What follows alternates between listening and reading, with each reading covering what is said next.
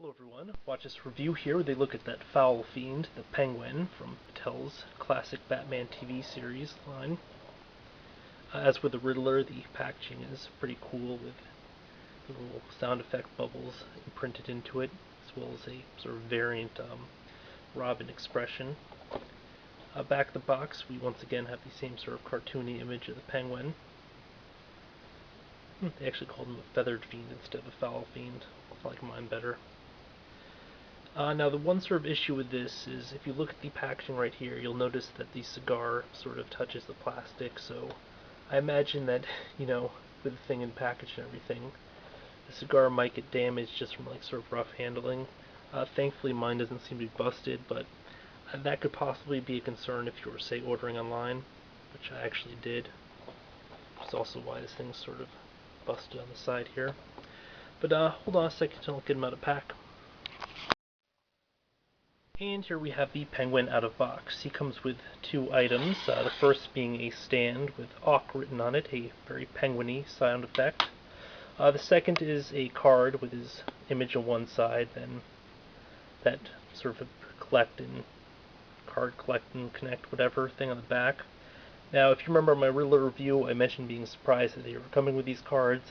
Looking at the package now, I feel kind of silly because it says with collector card on it, and then even on the side here it shows the card included, so I guess I'm just not that observant. But yeah, they all sort of line up at the end, and from what I see here, it looks like there may be 6 cards in the set, because no matter how you try to put these together, there's some space in between. And I guess it would make sense considering that we are also getting a normal Batman, a Surf's Up Batman, Joker, and a Catwoman, so yeah. At any rate, the Penguin was the figure I was most anticipating when I heard that these were coming out. I loved Burgess Meredith's interpretation of the character on the Batman TV show. Possibly my favorite version, not 100% sure though. With his sort of characteristic squawking laugh and his cool mannerisms. But when I saw the figure, wasn't wholly enthused by it, and even in hand I don't think it's like a spectacular figure. Now the interesting thing about this one is he's actually taller than the version that we saw in the DC Universe Classics line, which was later retooled for the Batman Unlimited version. Seen here, don't know what I'd do with my first one, but if you just look at this, there's actually a considerable height difference despite the fact that the DC Universe Classics line operated in like a 7-inch scale, and this is probably closer to a 6-inch scale, so that's kind of neat. Let's bring in the Riddler here. Couldn't remember the actor's name the other day, but it's Frank Gorshin. Not sure why I forgot that, maybe just because it's a sort of strange name. Yeah, he just doesn't want to stand. You will recall that I complained that the joints and the ankles were kind of weak, but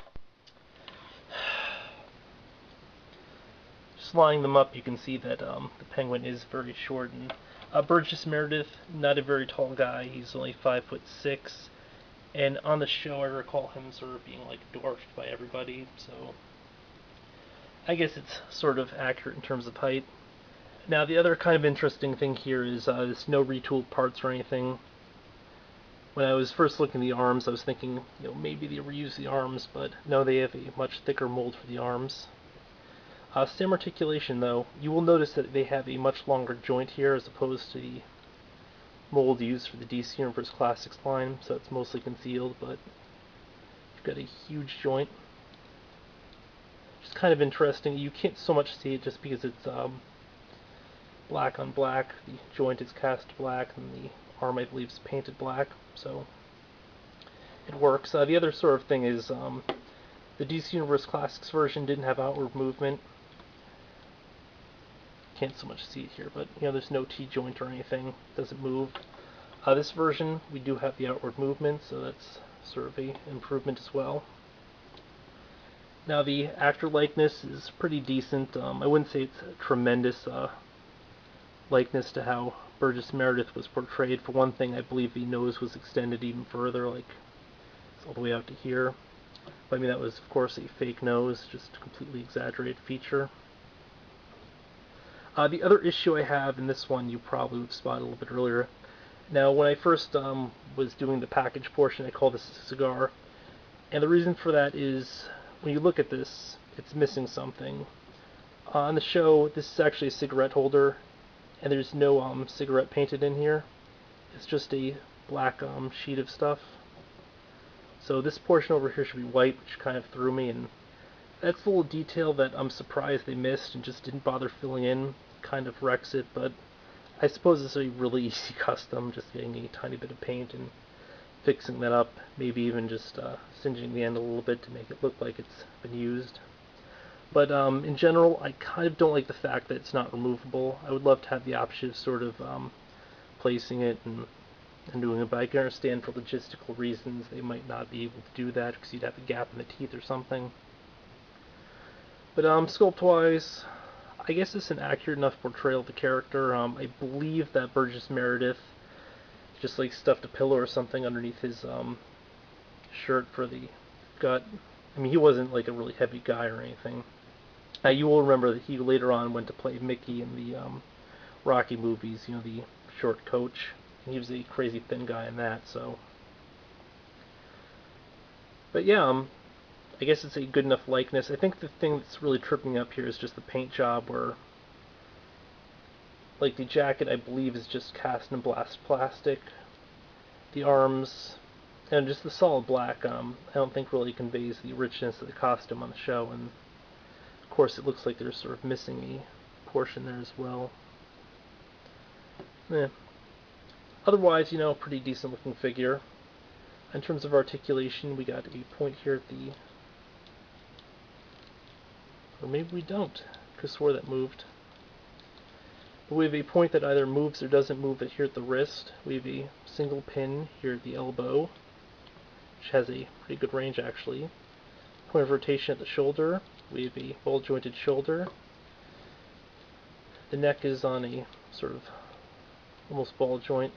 We have a point of rotation at the waist. We have a T-joint at the hip, single pin at the knee, and we have a single pin at the ankle, which barely does anything due to the sculpt. Now the final thing I forgot to mention, the fact that he does come with an umbrella. Let me grab that right now. And I know you're probably watching this and thinking, where's the umbrella, WTR? Where's the umbrella? So, yeah, it's a tiny flimsy thing. I'm constantly worried about losing it. You will notice that it's got a pretty nice sculpt. It doesn't really look like it's... I mean, it looks like it's all just one solid piece as opposed to having some delineation between the fabric/material and the cane. The other issue is it's incredibly bendy. I'm worried that I'll break it as well. It sort of folds exactly into his hand here. And if you can't get it quite right, you can just sort of extend it. So, I mean, it works sort of as a cane. I do wish that they would have included a open umbrella as well, just to sort of simulate one of the gimmicks. But I mean, in general, it's sort of a disappointment, but not nearly as much as the DC Universe version, where he couldn't really hold his umbrella at all. At least this version, they've sort of fixed that up. And to be fair, I do believe he had his umbrella closed a lot more than he had it open, even when he was dispersing gas or something. That was the really cool thing about this penguin. He had a lot of fun uses for that umbrella. Or in other interpretations, usually it's just like a machine gun or something else. But no, this version was very versatile with that umbrella. But yeah, this has been a look at Mattel's Batman TV series Penguin. You know, pretty decent figure overall. I think the one area I just don't like is the paint work, and I don't know, something about it just seems a little off proportion-wise. Like the head sort of doesn't match the sort of tone of the body, just because I believe the head looks a little bit too realistic for it. All the same, you know, definitely something that's worth picking up. And hopefully we will see a lot more characters in this line. I mean, right now they've slated the Joker as well as the Catwoman. Maybe we'll get Mr. Freeze as well. Sort of expect we would. Hopefully Vincent Price is the Eggman. That was a really fun one. King Tut. They would never do King Tut, or probably, but you know, it would be sort of neat if they did King Tut. I'm trying to remember what the other big villains were. Yeah. At any rate, yeah, they didn't have a lot of the classic rogues in the TV show for some reason. They had a lot of originally created characters, but yeah, until next time, folks.